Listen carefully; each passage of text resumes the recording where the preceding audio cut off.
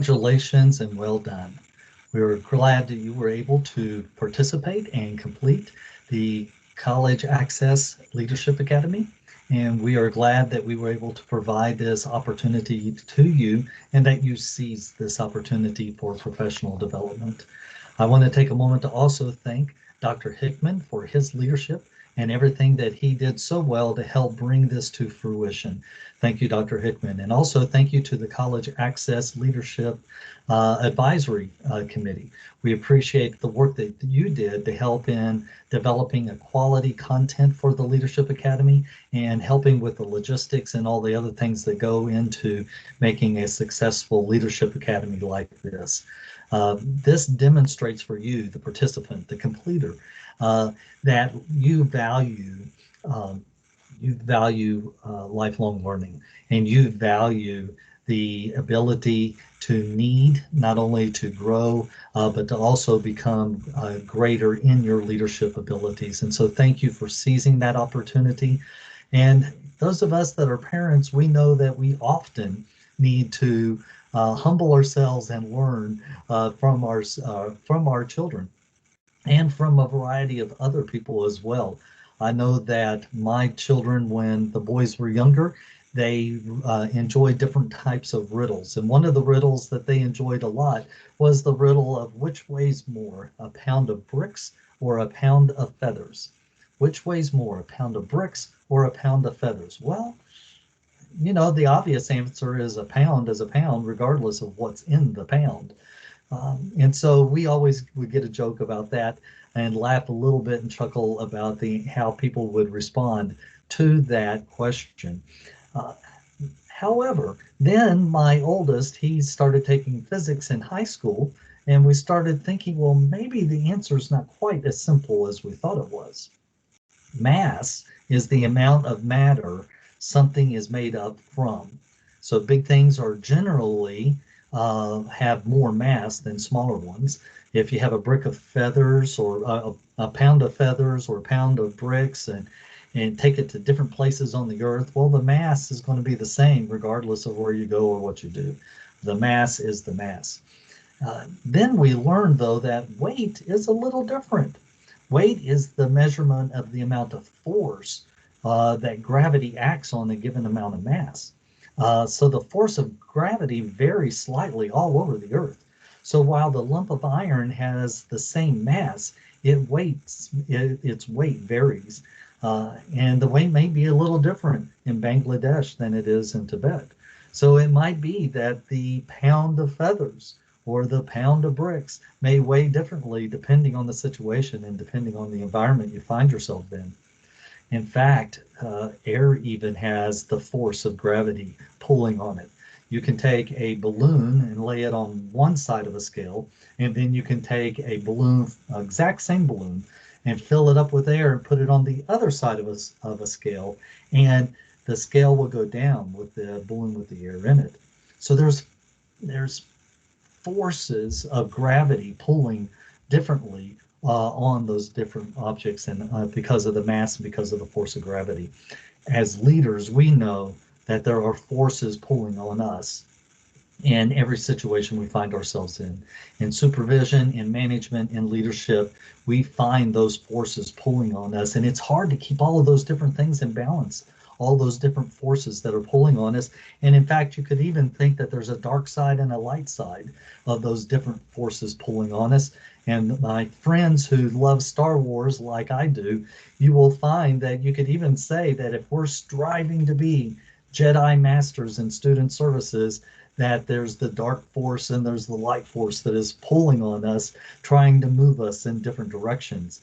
And you may even remember back in Empire Strike Back when Yoda is teaching Luke Skywalker, that Yoda keeps warning him, hey, you need to make sure that you keep yourself in balance in order to use the force wisely. And my newer friends who are new to Star Wars and maybe are enjoying Baby Yoda, uh, even Yoda, as Baby Yoda, as he is growing in the Force and realizing this newfound power, he also has to balance the anxieties and the fears that are inside of him as well. But enough about Star Wars. We have those forces that are pulling on us throughout our leadership experience, and we have to be able to keep those different things in balance. And so I have four different things that may be pulling on us in two polarizing directions that we as new leaders and that you as leaders that are growing in at your institutions, I encourage you to try to strive to keep these things in balance. The first one is can have a religious component to it, but I suggest that you try to step back away from that and think about it more of the pure definition of the word, and that is the word righteousness. Righteousness and remission need to keep in balance. So righteousness is all about right acts, right actions, right behavior. Everything is black or white. There's a very clear distinction and a clear decision. So that's on one side of the scale, and that's pulling on us as leaders. On the other side is there's gray areas. There are times where grace and flexibility need to be applied on the scale, especially in dealing with specific situations with specific students.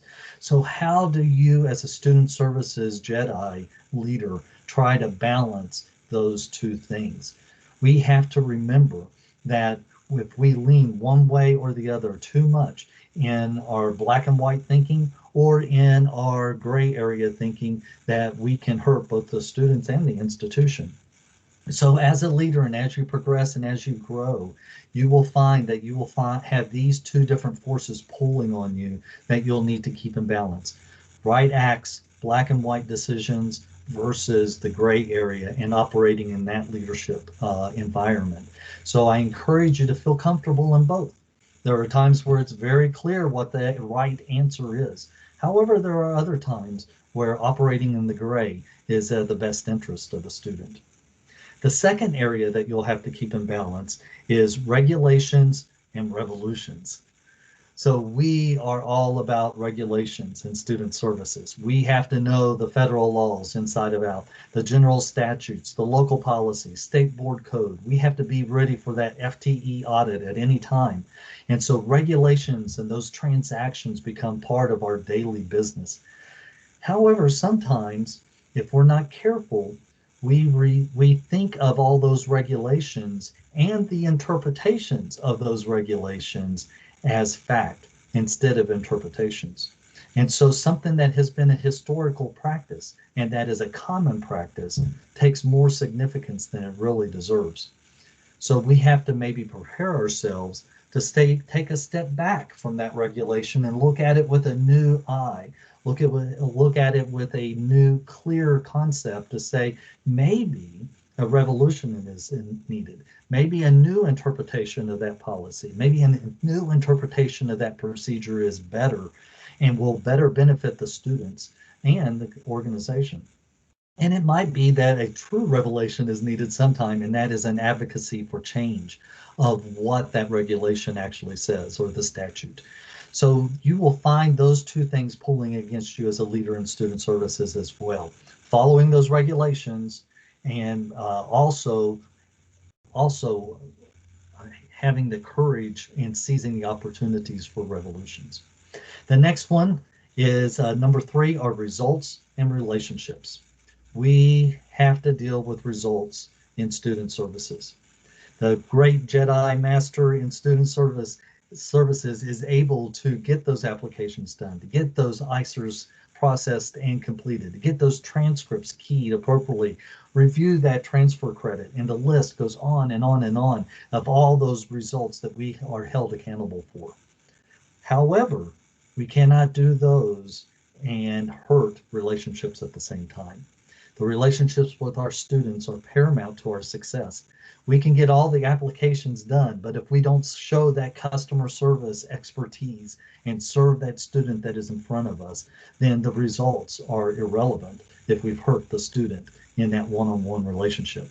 Or I dare say, even if we hurt that relationship with other functional areas, with faculty, with other staff, with the business office, we have to maintain those relationships with everybody because it is the agency and the organization that is serving the students. So we have to keep in balance those results and also those relationships.